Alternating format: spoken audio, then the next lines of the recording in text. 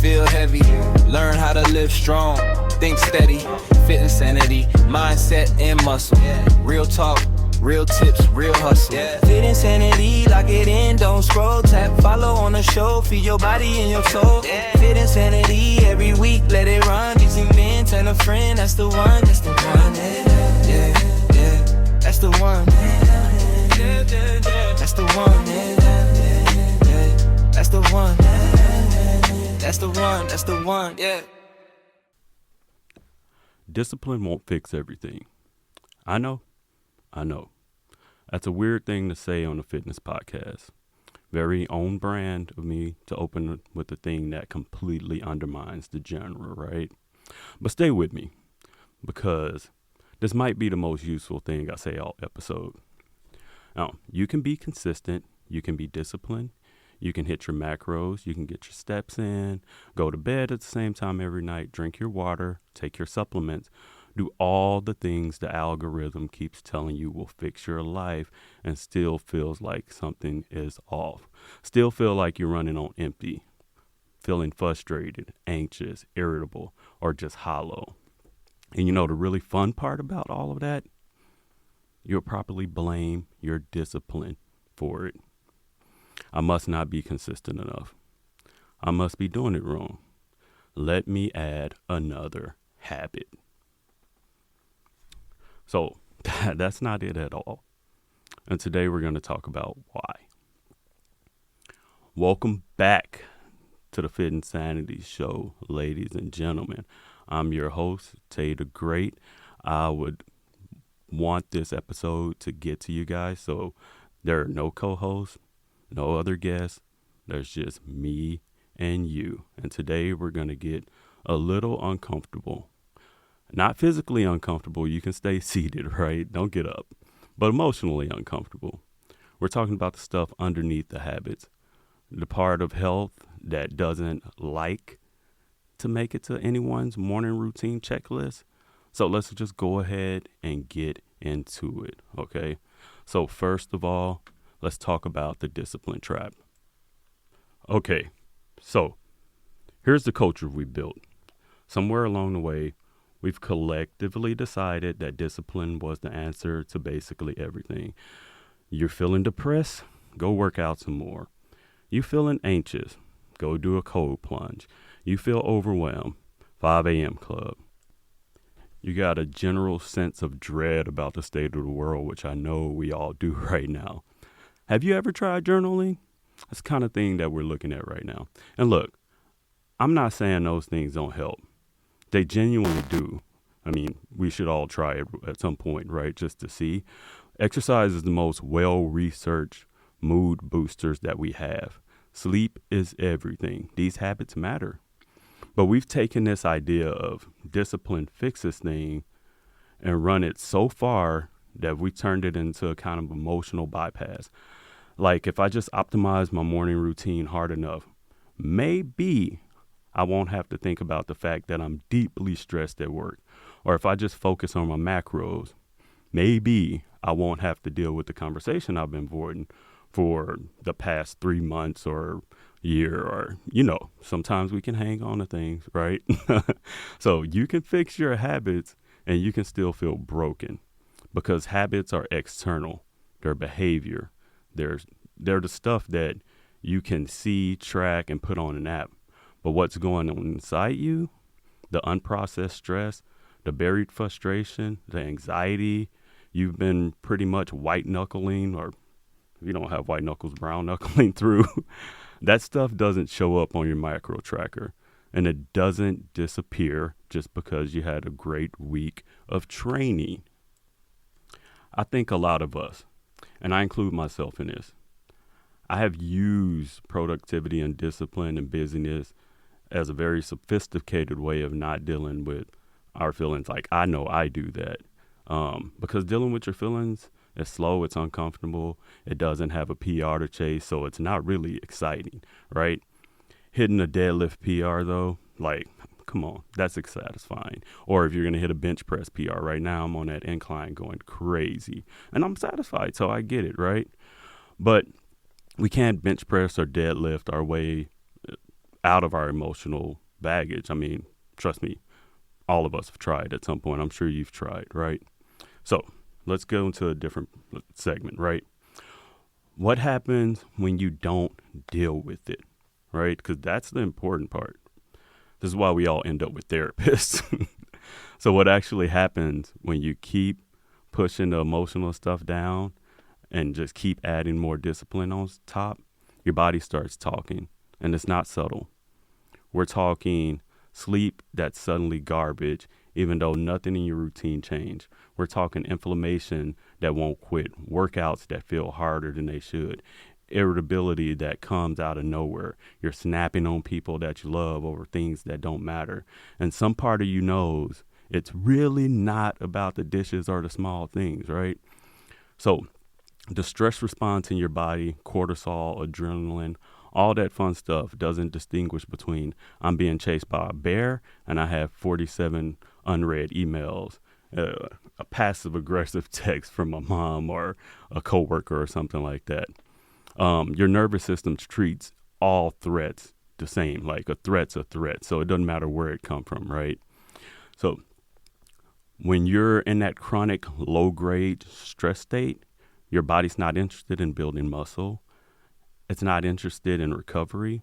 It's in survival mode, which is actually great for surviving things and actually terrible for making process or progress in the gym or feeling good in your body. Like, you don't want to be in survival mode. That's where anxiety comes from. So what you don't deal with mentally shows up physically, right? So I want to give you a real example of what this can look like. I went through a stretch where I was training consistently, eating well, doing everything right, and I was exhausted, like bone tired. Didn't want to get out of bed, didn't want to do anything, and I couldn't figure it out. I was sleeping enough, my nutrition was solid, but I finally sat down and got honest with myself. I was stressed about work, personal stuff, just a lot of things that I really didn't want to deal with. And I'd been using my workouts as like a pressure valve, but I never addressed the pressure source. So, at some point, right, what's going to happen. So the workouts were helping me cope, but I was also thinking about like medicine and stressing out a little bit more. So more and more was getting into my nervous system without me actually realizing the underlying tension. It's like trying to bail out a boat while the drain is still open. Your habits are the bailing. Dealing with the emotional stuff is finding and closing the drain. All right. So let's get into the next segment. Move along. Why we avoid this, and don't feel bad about it, right? Okay. So if the emotional stuff is so important, why do we avoid it so aggressively? That's all of us, because it's hard, right? That's the honest answer. Sitting with uncomfortable feelings is genuinely difficult. It doesn't feel productive. It doesn't give you a dopamine hit. There's no progress bar. You can't PR your grief track or your unresolved your unresolved anger in MyFitnessPal, or you can't even do it in fitness training. The gym has very clear feedback, right?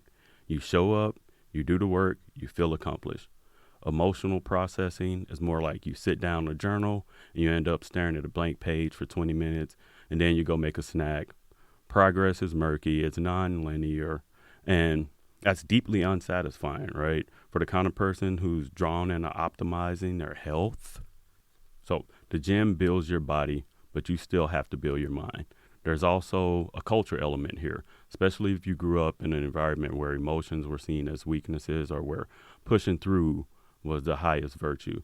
A lot of us learn very early that feelings are inconvenient and the best thing to do is to get back to work. And fitness culture, unfortunately, we all use that, can reinforce that, right? No days off, earn your rest. Hey, it's still your set. We've all heard that. And pain is weakness leaving the body. Inspiring on a poster, yeah, but it's kind of problematic as a real life philosophy, right? because what that culture produces is people who are incredibly good at grinding through discomfort externally and completely inexperienced at sitting down with discomfort internally. And so we get very, very good at avoiding ourselves, right? We all do. We do it in every way, even if we're looking healthy, which makes it harder to spot because we work so hard on our bodies, right? Using fitness to avoid feelings is still avoidance. It's just avoidance with a great VO2 max. That is it. So I'll say this without judgment because I've been this person. Sometimes I'm still this person. Putting on my headphones, going for a run, or, well, I ain't running too much nowadays, but I'll definitely go lift. But I definitely used to run, and sometimes I will, and that's the way I avoid my problems because why deal with the thing that's bothering me? It's extremely unappealing to do that. So I'm going to pretend it don't exist and I'm going to go work out. I'm going to go run. I'm going to go lift. I'm going to go try to hit my PR, right? The goal isn't to stop using fitness as an outlet. The goal is to do the other thing also. And that's just one of those things that we learn with time. We can't avoid it, right? So what do we actually do about it, right? So what does it actually look like to take care of both? Here are some concrete things to try. None of them require you to become a different person, start meditating for an hour a day or anything like that.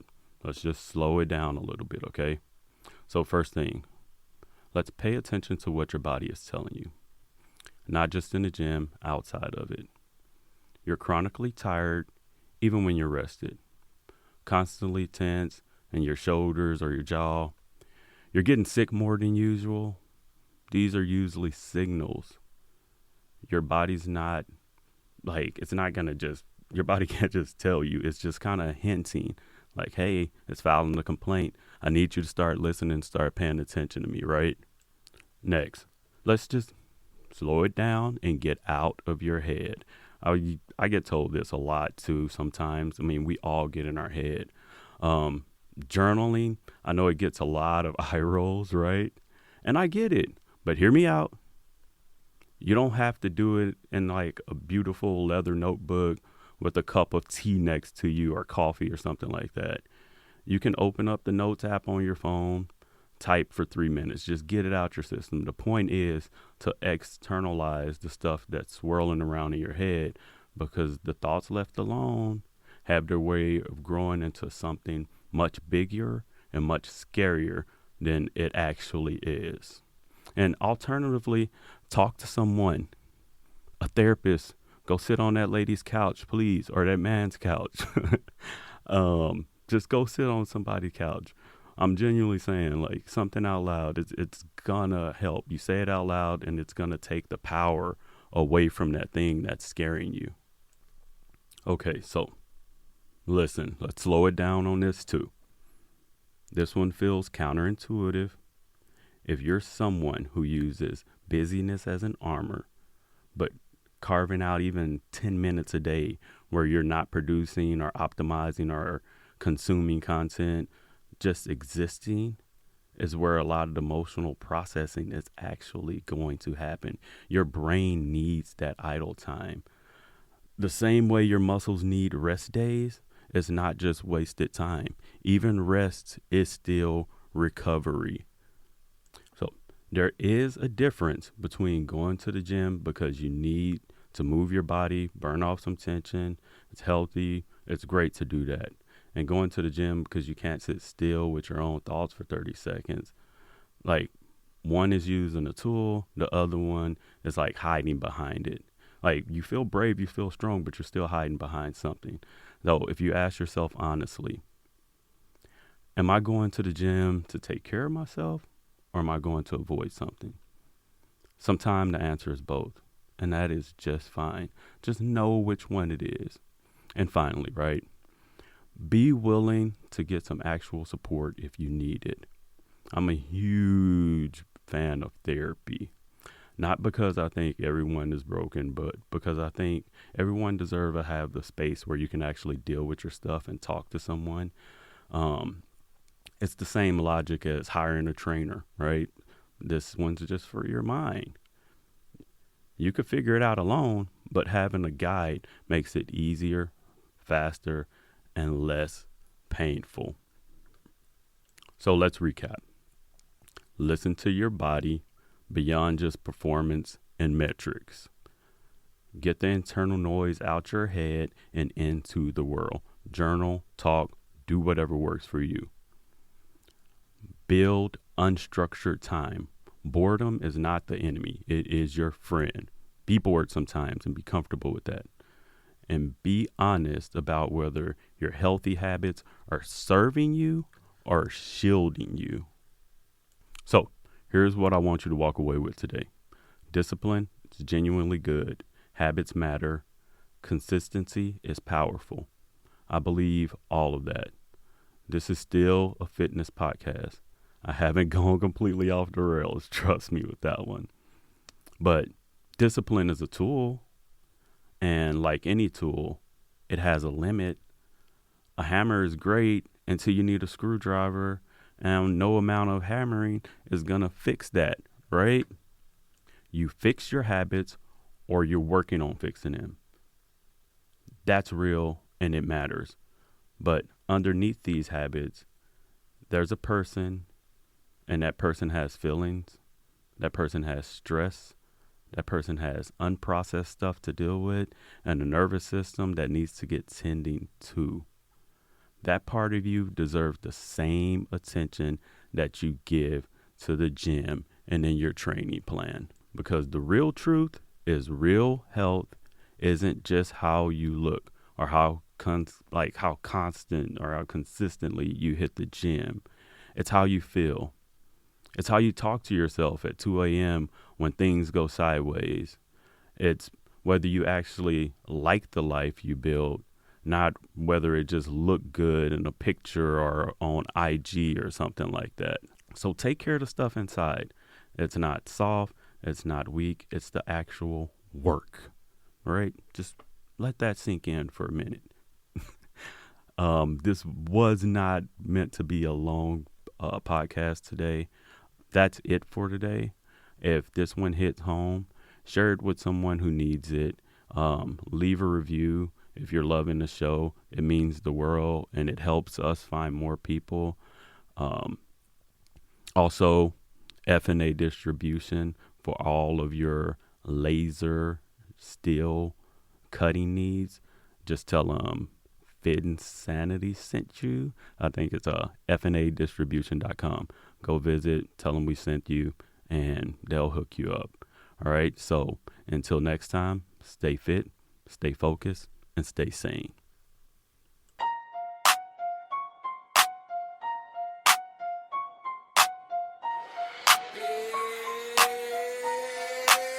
Yeah, we crush it today. Now it's time for the flex. Mind heavy, heart steady. We demanding respect. Fit insanity, the code. We don't break, we don't bend. Every setback is setup. Every loss is a win. Keep the pressure on your goals. Let it sharpen your aim.